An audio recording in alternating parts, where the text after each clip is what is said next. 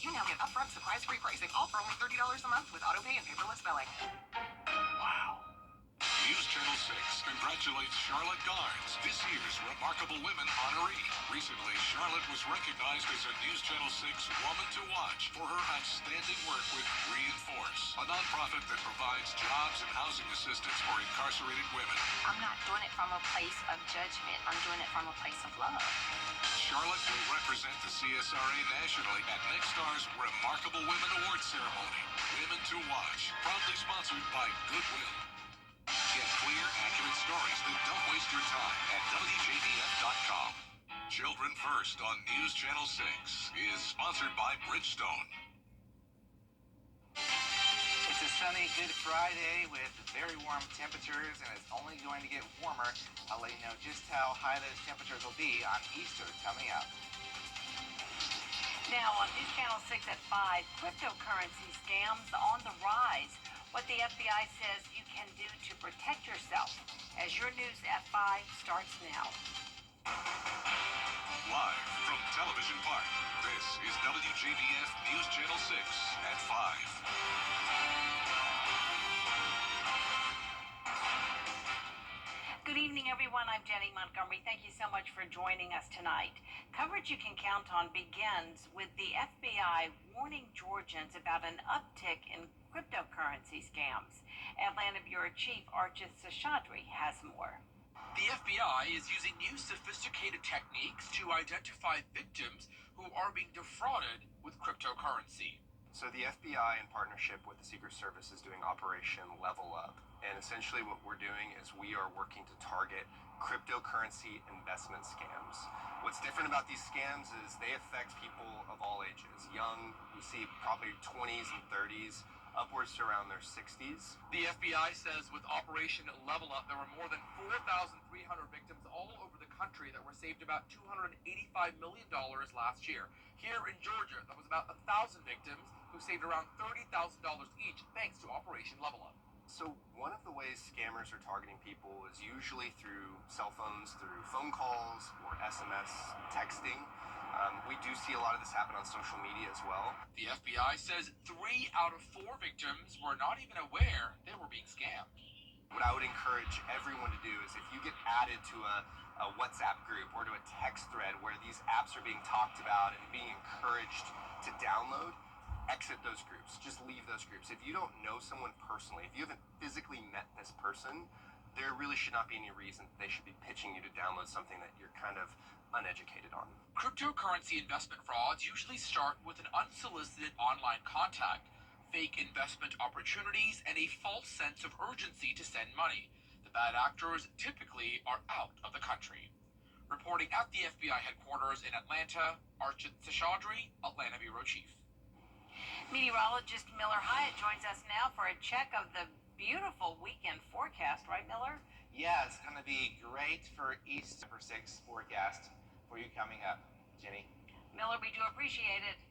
The Augusta Players finally has a home they can call their own. Augusta's longest-running arts organization has been around for 80 years and recently moved into their permanent home in the Theater District downtown.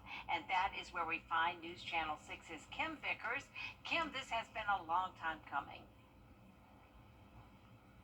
Well, Jenny, it absolutely has. For decades, the Augusta Players have had to rent out separate spaces for storage for their offices and many, many different locations for rehearsal spaces.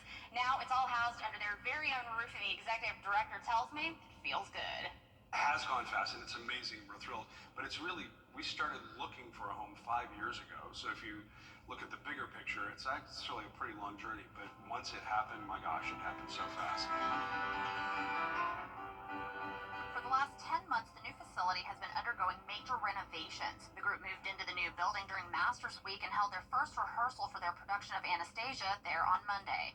It's been a real joy to be in this building and watch performers walk in and just see their faces light up and their step get a little lighter. You know, upstairs in the building, there are 3 rehearsal rooms. They all have a floating dance floor, so they're not dancing on concrete anymore.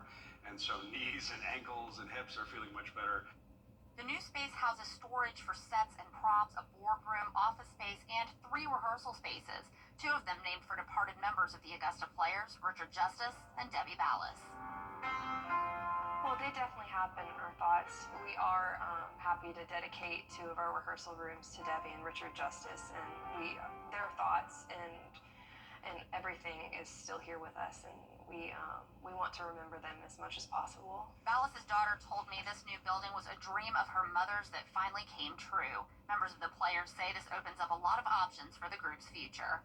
It has a lot of possibilities and things that can open up to different things that we have in our future. Holding small concerts and performances like our one night only with season ticket holders, and being able to have this all in one space, I think really opens up a lot of new opportunities that we didn't have in the past. Now, there's no name for the new building yet, but they tell me they are working on narrowing down some options. The Augusta Players will host a ribbon-cutting ceremony to celebrate their new facility on May 9th at 4 p.m. Live in Augusta, Kim Vickers, WJBF News Channel 6. Kim, thank you.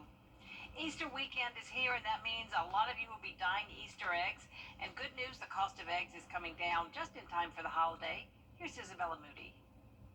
Although egg prices are lower than they were 2 months ago, some local stores are struggling to get and keep eggs in their stores. Lanier's fresh meat market has only been able to get 1 case each shipment. Sometimes they come in broken, so only a few dozen can be put out for their customers. The good news is the price of those eggs has decreased dramatically over the past 2 weeks, from $8.99 a dozen to the current price of $5.99. We normally get shipments on Wednesday and Saturday, but with that Wednesday, we can only get one at a time, so we have them for when we get the truck, but they're normally gone by the end of the day. Stores we spoke to hope egg prices continue to lower. In Augusta, Isabella Moody, WJBF News Channel 6. Happening now, the 5th annual Columbia County Spring Fair. You're looking at a live video now. We're taking a live look, I should say, at the Columbia County Fairgrounds where the gates have just opened. The fair will be in town tonight through April 27th. Tickets are $10. It's free on Sunday. A majority of the proceeds will go toward the Children's Hospital of Georgia. These are exciting times at Augusta University. We will talk to the president on the next edition of the Means Report. Dr. Russell Keene is coming up on the 1-year anniversary since taking office. He talks to us about degree programs, student housing, and the funding for a new research center. Board of Regents, when the legislative session began in January, they had already recommended to the governor the approval of our translational research building. It was $99.8 million. We had to do our part, and well on the way to securing $30 million in philanthropy since July 1. But we were able to do that, and so the support from the chancellor and the board, in addition to the support from the governor, the lieutenant governor, and Speaker Burns, has been phenomenal. So we got that $99.8 million in the budget. It's not bonds, it was cash, and so we are full speed ahead and working to plan for a brand new 150,000 square foot research building. Dr. Keene also talks about making AU the best it can be for faculty and students. We'll also talk to Georgia Congressman Rick Allen. He covers the big topics facing lawmakers Monday at 12:30 right here on the Means Report. Coming up, another Murdaugh associate pleads guilty. We'll hear from prosecutors after the plea was entered next. If you like the summer-like temperatures, you're in luck because we've got a very warm forecast extending all the way into the early part of May. All the details coming up. New and improved Golden Harvest location, how the renovations will help people in Aiken after the forecast. Weather headlines on WJBF News Channel 6. Brought to you by Hickson Roofing. If your roof needs fixing, call Mr. Hickson. Great. Thank you so much, Miller. Golden Harvest Food Bank's Aiken location held a ribbon cutting Thursday to unveil a new entrance and volunteer center. Golden Harvest serves 24 counties across the CSRA, and leaders at the food bank are excited about the improvements to their facility. They say it'll help people navigate the space better because the Aiken warehouse now has the same design as the one in Augusta. It's just going to be a more cohesive experience for them, and when they're here, they're going to know that they're going to get the same attention, the same care, and the same level of service that's being offered by our Augusta office. It envelops the entire CSRA into one cohesive envelope for us as we move forward. For more information on donating or volunteering at Golden Harvest, just go to goldenharvest.org. Up next, some Florida students making a very long distance call, how they were able to contact the International Space Station after the break. Master the art of savings today. He's Mayberry Sheriff without a gal. Hello, doll.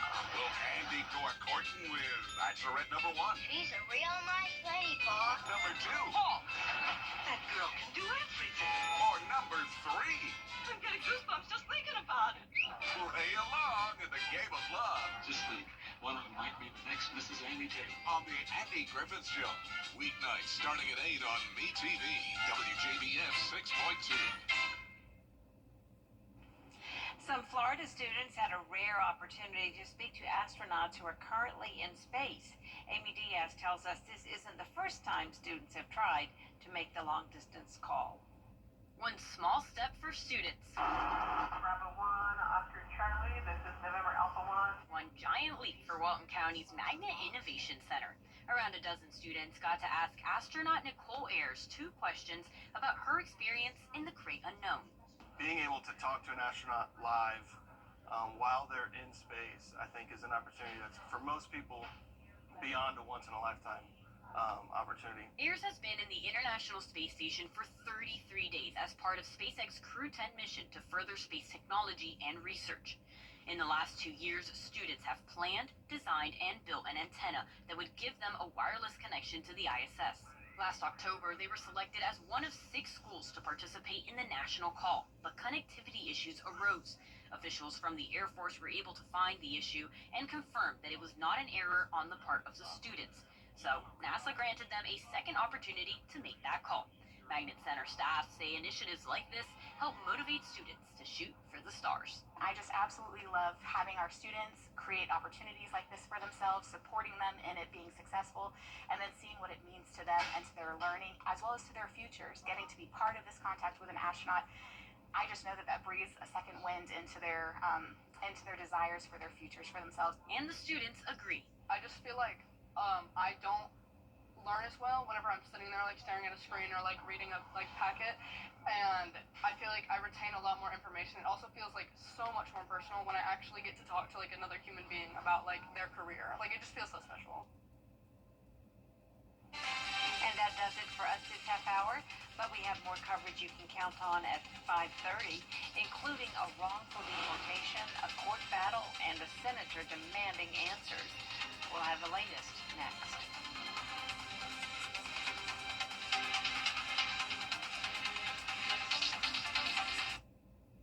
My father told me a story once. It really put things into perspective. He told me that when he first started, he was under a house and it was super late at night and it was cold and all these pipes all over town were freezing and bursting. And he said it was so cold he couldn't even bend his hands. That moment for me tested whether you're really going to serve, whether you really mean business, or whether you're just kind of in this for convenience or comfort.